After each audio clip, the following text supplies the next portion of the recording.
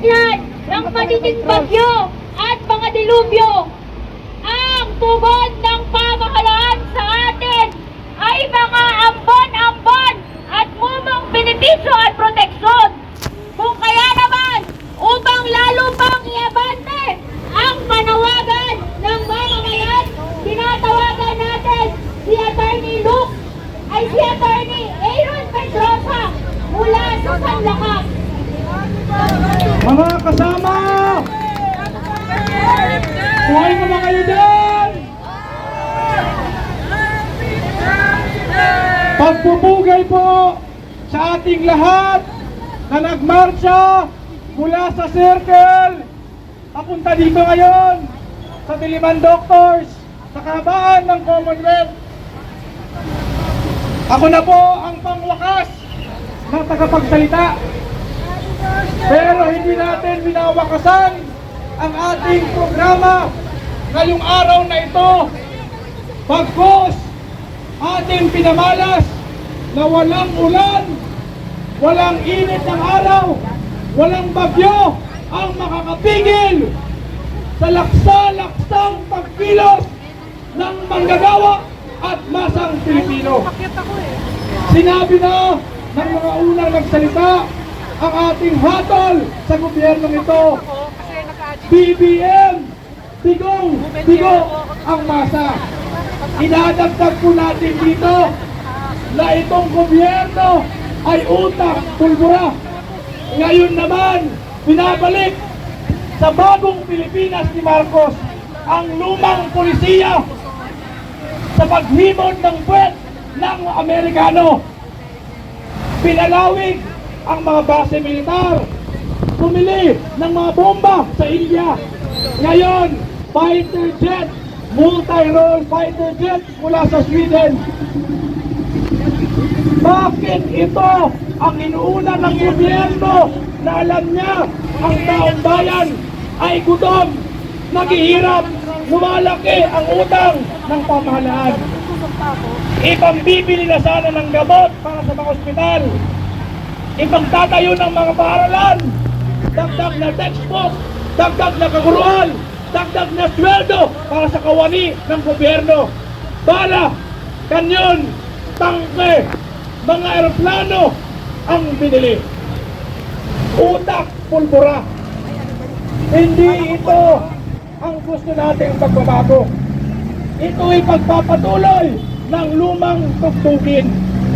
Kaya po, sa pagsasama-sama ng iba't ibang mga alyansa ngayon, nandyan na ang Philippine Alliance of Human Rights Advocates, ang Philippine Movement for Climate Justice, ang Power for People Coalition, hindi natin nabanggit kanina, ang Asian People's Movement on Death and Development, at iba't ibang mga samahan ng manggagawa mula sa kultura ng manggagawang Pilipino, ng mga magsasaka mula sa aniban ng manggagawa sa agrikultura, ng mga maralita sa Kongreso ng Pagkakaisa ng Maralitang Lungsod, ng Zone 1 Tondo Organization, ng K4K, ng kababaihan sa Oryang, ng ating mga kaguruan sa Teachers Dignity Coalition, ng ating mga kabataan sa Tamahang Progresibo ng Kabataan, ng iba pang mga human rights organization tulad ng Task Force Detainees, FIND, CMSP, at iba pa. At ang aking organisasyon, ang Sanlakas, muli natin pinapanawagan at pinabandera ang matagal na nating pinabandera, ang gobyerno ng masa. Walang bagong Pilipinas kung walang gobyernong ng masang itatayo. Kaya mga kasama, pagpupugay sa ating matagumpay na pagkilos, palakpakan po natin ang ating mga sarili, iwagayway ang mga bandera, sabay-sabay na iyawan, Makibaka!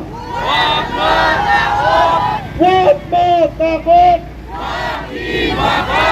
Walang mawawala sa ating pagpiglas, kundi ang kanikala ng pagsasamantala. Tuloy ang laban at mabuhay tayong lahat.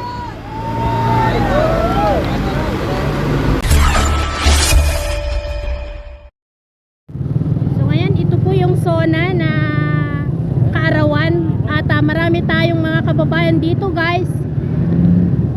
Marami tayong mga kababayan na nagmamarcha po ngayon dito.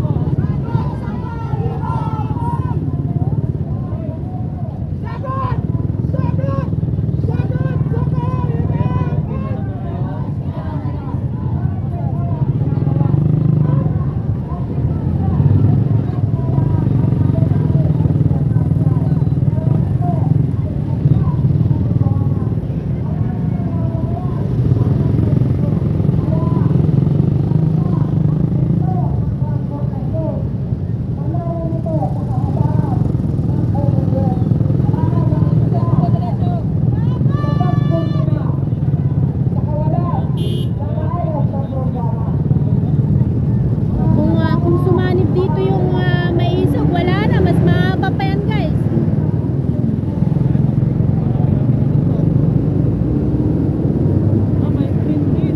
Oh.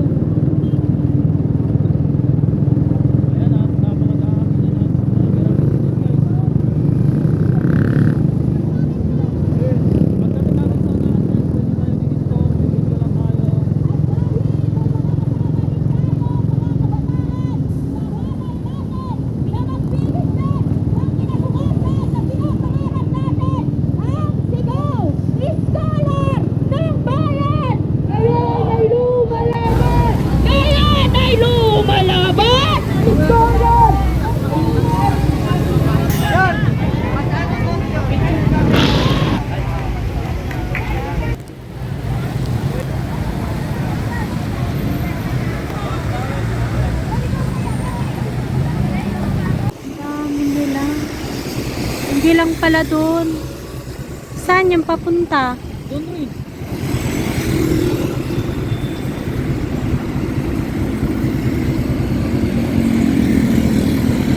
Ang dami naman nila.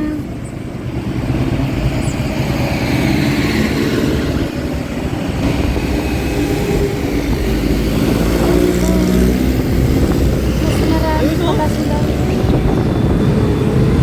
Ang layo ng lalakarin nila.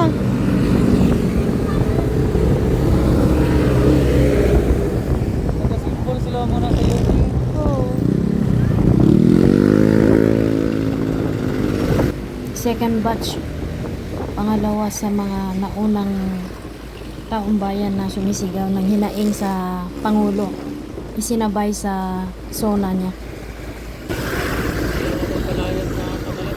Nakakaya na talaga.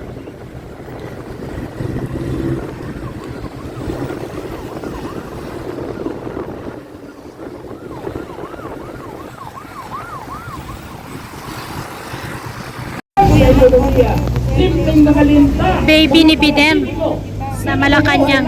Sa mga 10% na pinapataw nila sa sweldo ng mga manggagawa. Ang mga manggagawa natin ngayon, bukod sa mababang sweldo, bukod sa kontraktual, sila ay nagiging biktima ng mga abuso sa loob ng pagawaan. Kapag sila'y nag-reunion, sila'y tinatanggal. Walang kaproteksyon. At sa estado naman, sa mga security forces ng gobyerno ni Bongbong Marcos, ang mga manggagawa ngayon ay biktima pa ng extrajudicial killing. Pumunta na dito ang International Labor Organization upang imbestigahan ang pagpatay sa mga lider manggagawa dahil ang mga lider manggagawang ito ay simpleng pinaglalaban lamang ang sahod, simpleng pinaglalaban lamang ang seguridad sa trabaho, simpleng pinaglalaban lamang ang karapatang mag-organisa, ngunit ang hinaharap sa kanila, militar, pulis, simpleng mga labor disputes, ginagawang national security question. Kaya hindi nakakapagtaka na for 8 consecutive years, ang mga manggagawa sa Pilipinas ay nasa 10 worst countries for workers. Yan ba ang bagong Pilipinas? Yan ay lumang Pilipinas. Sa bagong Pilipinas ni Bongbong Marcos, walang bago. Lahat ay luma. Lahat ay gutom. Namamayagpag dito ang mga bilyonaryo. Ang kinikilingan ng gobyerno ay ang mga bilyonaryo, kapitalista, land grabbers. Lahat ng kanilang mga pulisiya ay para sa mga nasa tuktok, hindi para nasa baba. Walang solusyon ng gobyerno ni Bongbong Marcos sa nagtataas ang presyo. Walang solusyon sa mahal na pagkain, sa mahal na bigas, sa mahal na gulay, gutom ang inabot ng masang Pilipino. Yan ba ang bagong Pilipinas? Yan ay lumang Pilipinas. Sa ilalim ng bagong Pilipinas ni Bongbong Marcos, ang mga namumuno sa atin ay mga abusadong mga political dynasties. Political dynasties na nasa lokal ay masahol ang kanilang pambubusabo sa masa Pilipino na umaabot sa represyon at pagpatay mula lokal hanggang nasyonal. Kapag titingnan mo ngayon sa bagong Pilipinas ni Bongbong Marcos kung sino ang mga mukha, mga lumang mukha, mga lumang pangalan. Kung titingnan mo lang ngayon kung sinong tatakbo sa pagkasenador, iilan dyan ay mga political dynasties katulad 2 Cayetano. Nagbubuo pa ng mga bagong dinastiya, 2 tulpo. Walang bago sa bagong Pilipinas ni Bongbong Marcos. Ito ay lumang Pilipinas. Mga kasama, ang bagong Pilipinas ay wala sa kamay ng mga tulad ni Bongbong Marcos. Wala sa kamay ng mga lumang politiko, mga lumang dinastiya. Ito ay nasa kamay ng manggagawa at masang Pilipino. Kung nais talaga natin magkaroon ng bagong Pilipinas, kailangan natin ilagay sa kapangyarihan ang masang Pilipino.